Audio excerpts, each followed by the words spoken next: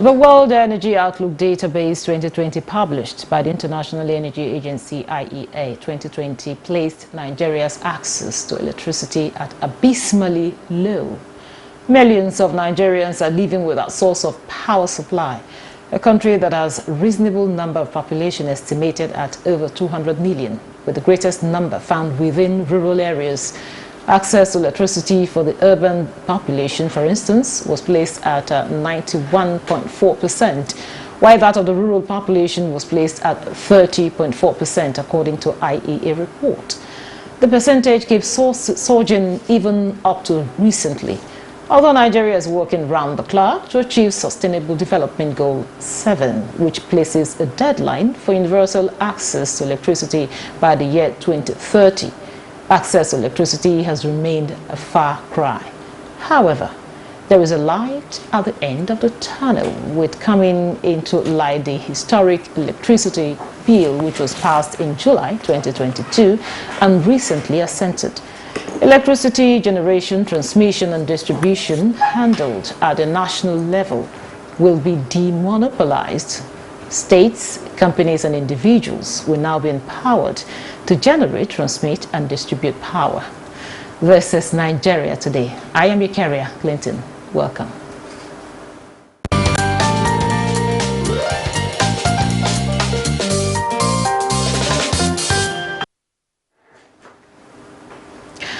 Joining us in the studio to discuss this is Mr. Olabode Shomi. Olabode Shomi is an energy expert. Good to have you with us. Thank you. It's always a pleasure to be here. Okay, we're looking forward to being joined by a power sector analyst and a communication consultant, Mr. Odion. Oh, Odion is already here. Odion Omofuma. Welcome to Nigeria Today. Thank you very much. Good evening, Nigeria. Okay, Mr. Odion, I will start with you. Walk us through the import of this Electricity Act, keeping in view the electricity issues in Nigeria. Okay, so straightforward, the Electricity Act is the second step to to the constitutional amendment that was signed into being by former President Muhammadu Buhari. What the Electricity Act does, it does a couple of things. The first is that it repeals the former laws in the electricity sector, being the Electric Power Sector Reform Act, which was passed in 2004 by the National Assembly and signed by then President Olusegun Obasanjo in 2005.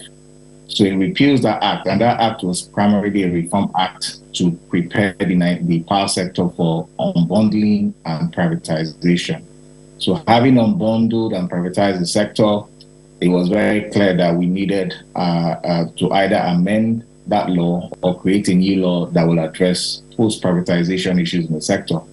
The second thing that the Electricity Act does is that it aligns the extant electricity laws alongside the constitutional amendments. So what the Act now does is that it gives express provision, it makes express provisions and the framework which state governments and state houses of assemblies can make laws for the electricity market in their sector, in their states.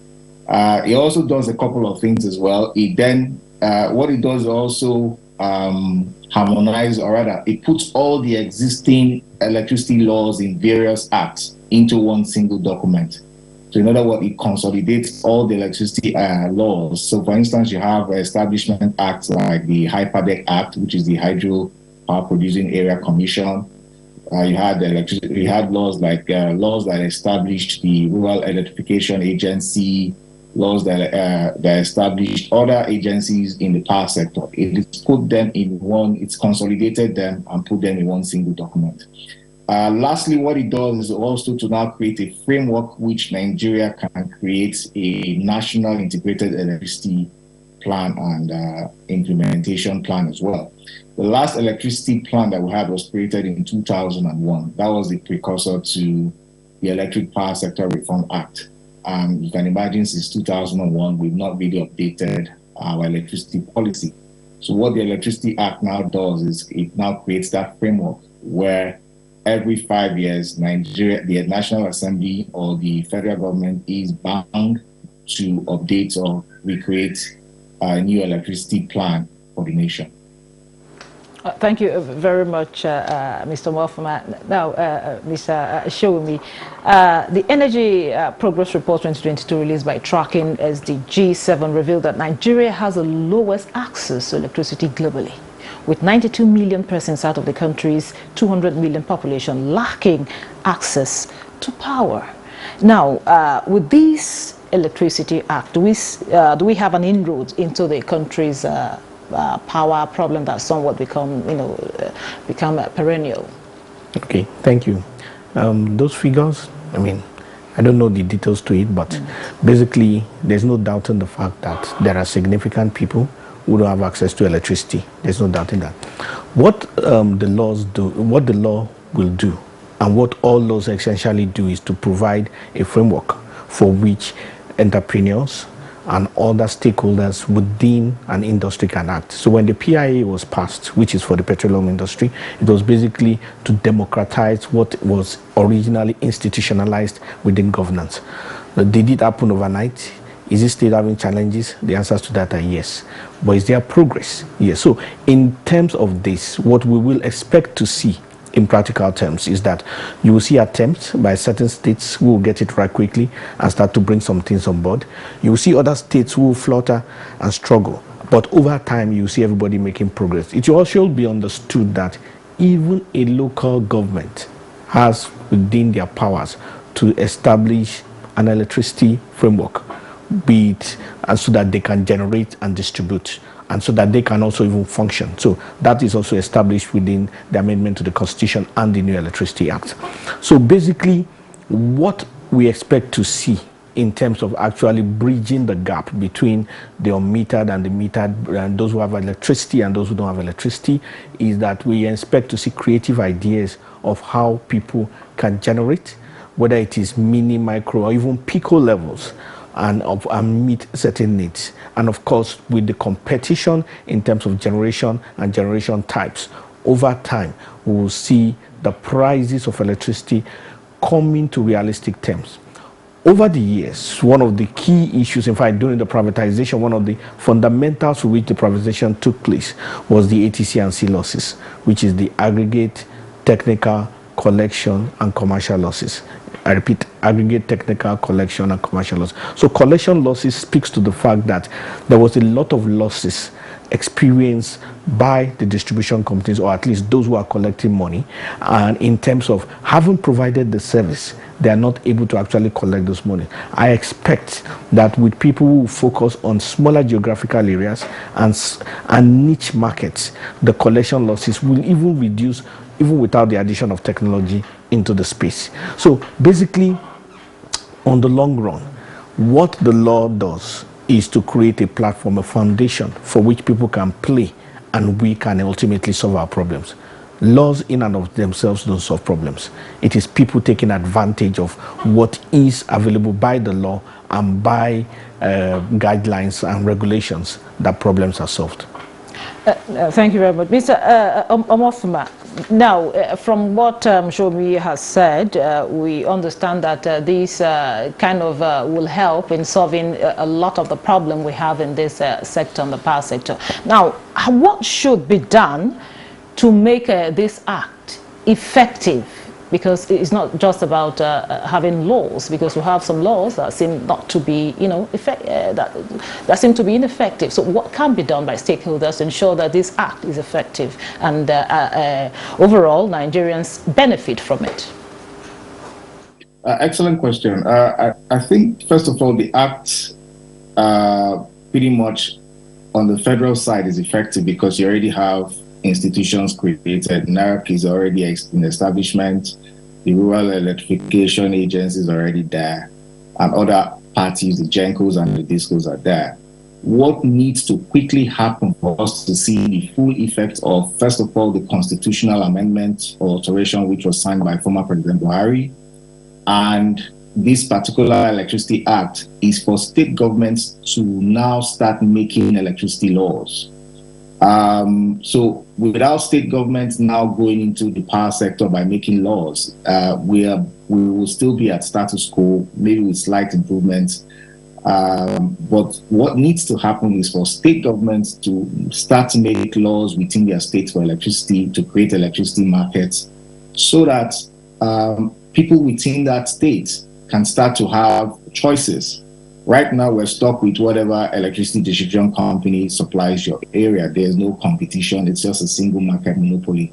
So effectively, the creation of state electricity markets, the unbundling of the central structure, central electricity markets that we currently have, and the creation of state electricity markets at state level is what will create that impact that we all seek for.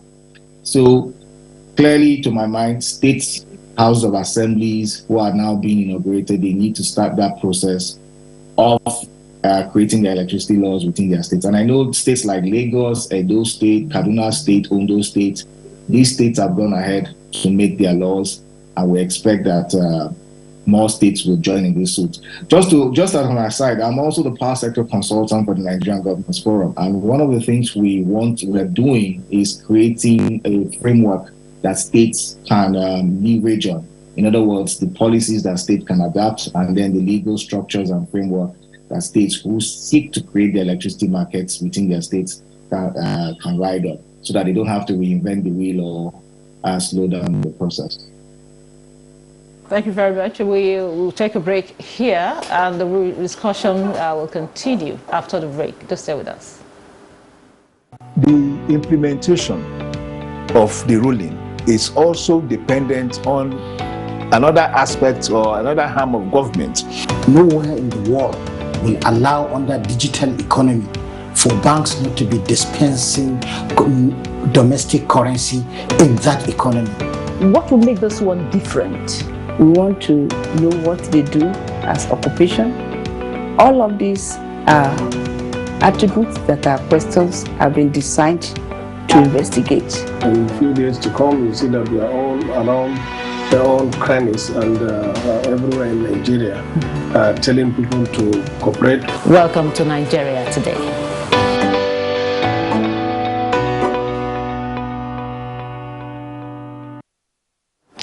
Welcome back. It is still Nigeria Today, and my guests are still with me. I have here in the studio Mr. Labodi Shobi, and via Zoom I have Mr. Odion Omofuma. So, Shobi, Odion has said quite a lot about, some of these issues but however, we've seen situations where laws are made from the onset, from the beginning. You see things going on well. And at the end of the day, as the years go by, we see, lacunas here and there. Now, how do we sustain the tempo of keeping it right? And how can we celebrate it? Like, let's say 20 years from today, 50 years from today, we celebrate constant electricity supply. Okay, it's a good desire, and it's the proper desire. But however, all laws and all systems are as effective as the stakeholders of the system make it to be effective. And a simple example is, this is the Nigerian Television Authority. NTA is only as great as the staff, the management, and the inherent stakeholders make it great. I mean, people can say whatever on the outside, whether positive or negative. So when you bring it back in, Odion spoke to institutional framework, which is okay, which is important, which is vital. And I haven't seen that there's a pathway that has been established within the federal system. So you have NBET, which is an interface between the generation companies and the distribution companies. You have a transmission backbone, which is the TCN, which is still owned by government. But if we are to pass a judgment in terms of the structure of the industry, it has practically not served the Nigerians. It would be wrong to say it has failed, because they have their own challenges. So the first thing that we would expect to happen is that as the states are establishing their own institutions, they want to take learning points from whatever happened at the federal level. In other words, in as much as certain states have set up their own framework, it is important that we don't do a Me Too approach across the nation. In other words, Ondo has done it, Lagos has done it, Me Too, that kind of a thing. So in other words, what are our problems in our state? Because the problems in Taraba is very likely to be different from the problems in Ogun State. And what they face in Goso is very likely to be different from the issues in Enugu. So every state needs to do something that is realistic. And this is really where the entrepreneurship spirit comes in. This is where the spirit of excellence comes in, where it is not that you just don't want institutions for the sake of institutions, but you want institutions for the sake of achieving causes. So yes, there is some kind of framework. You are not totally going to run away from what is established.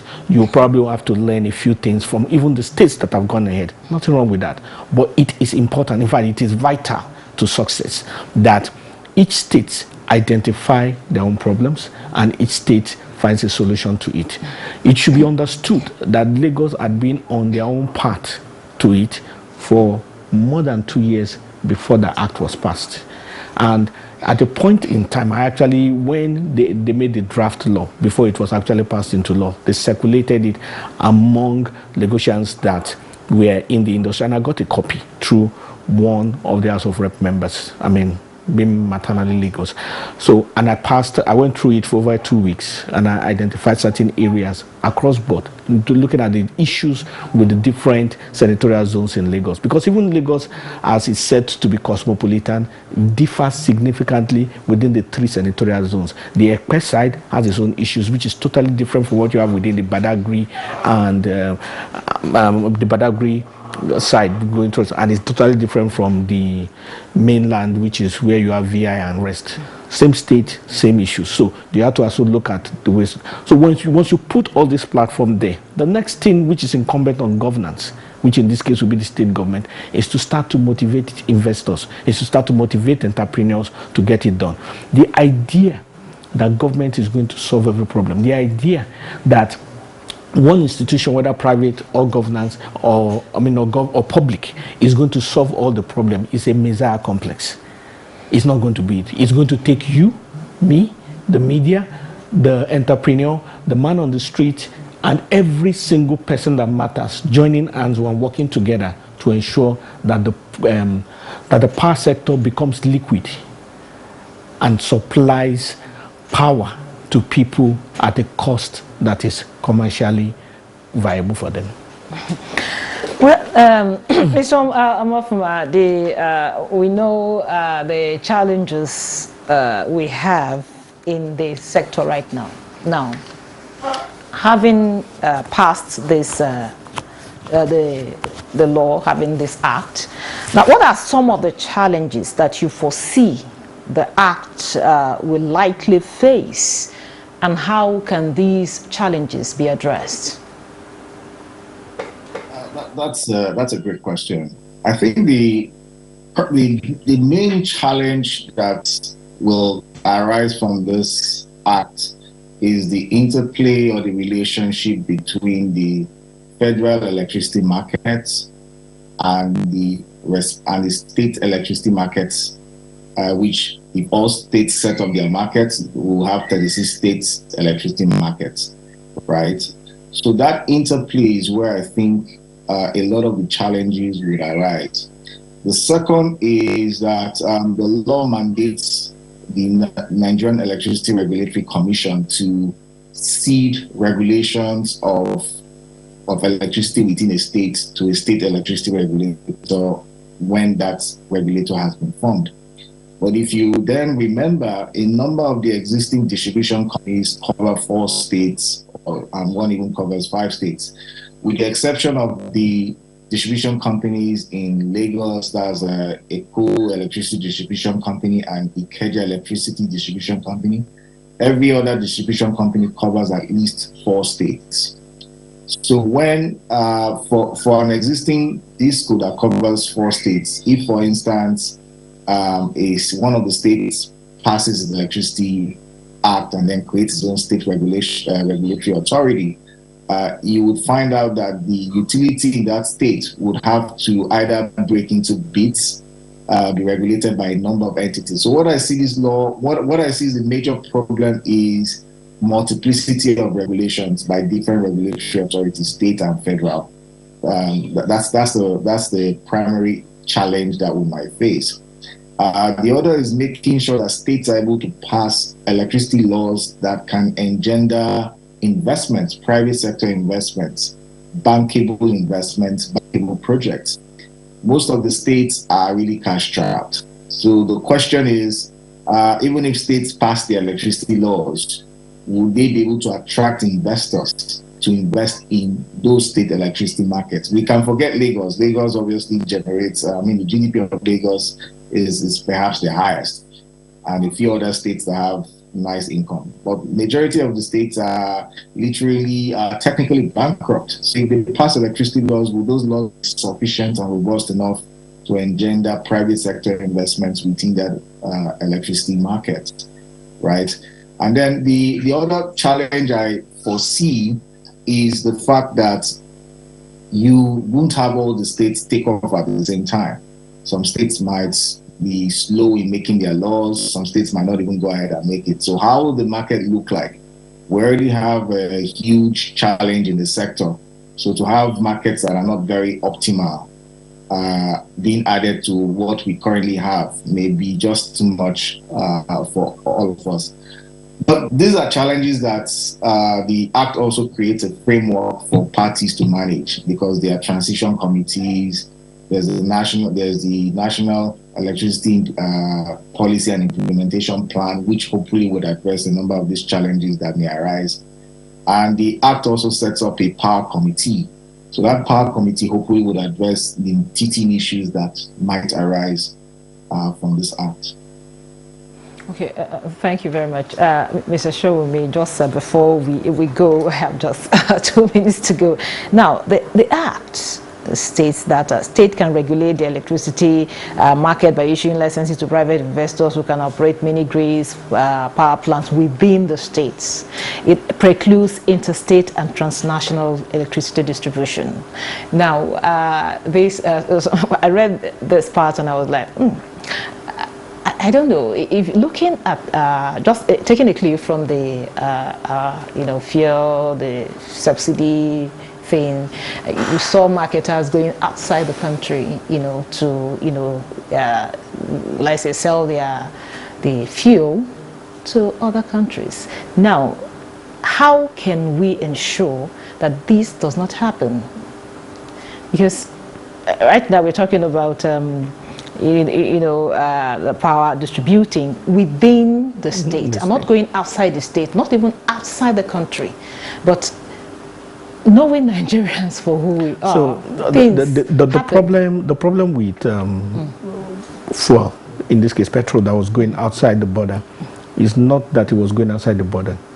The problem with it was that it was subsidized petrol that was going outside the border. So because Nigeria is a signatory to the World Trade Organization, we cannot forbid trade between states. So if this current fuel that is not subsidized is being transported across the border, there are no issues. It is because they are subsidized. So if you have somebody that produces electricity, he is within liberty as long as he obeys the laws that are concerned to be able to trade wheresoever he wishes to trade. But it is important to note, because this is where the practical of having run a company comes in, from just the laws and some of the technical and even the technical, the physics of electricity, is that it is people that pay for electricity. So when you talk about a market, it is not the framework, it is not the laws, it is not the regulator that determines the liquidity of the market. It is people. So it is the entrepreneur or the person that is running the power sector that will set up a structure for himself to be profitable. The important thing is that the mechanism, the laws should not hinder them. So some of this talk may not be necessary. You just need to find a situation where a power company is profitable in context of where they are. Thank you very much. Well, that's it on Nigeria Today. Thank the gentlemen for sharing their thoughts with us. And as we thank Mr. Olapodi Shiomi, an energy expert. Thank you very much for sharing your thoughts with us. My pleasure, madam. And also Mr. Odion Omofuma. Thank you. And energy consultant. Thank you very much for sharing your thoughts with us. And also our viewer, thank you so much for always being there. Don't you forget, Nigeria Today every day at 7:30 p.m. on NTA News 24. You can also watch these and other episodes on www.youtube.com/NTA News 24 Hub. I am your carrier, Clinton, saying goodbye and have a wonderful weekend.